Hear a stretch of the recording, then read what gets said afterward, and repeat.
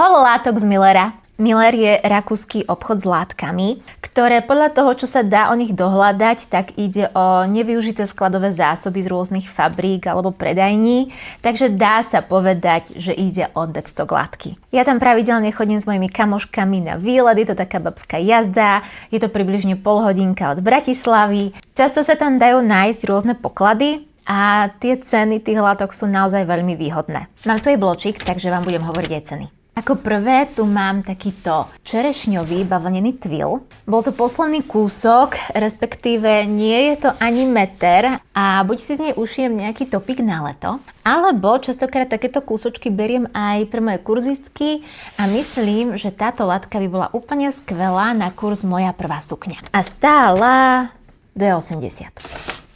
Toto je tak krásna viskóza. Je to taký ivory odtieň a keď sa zahľadíte bližšie, sú tam vytkané také maličké bodky. Myslím si, že bude absolútne úžasná na nejaké padavé letné šaty. Meter stál 3,50, zobrala som 2,5 metra, ale tí ujovia, čo to tam strihajú, tak vždy dajú o trošku viac.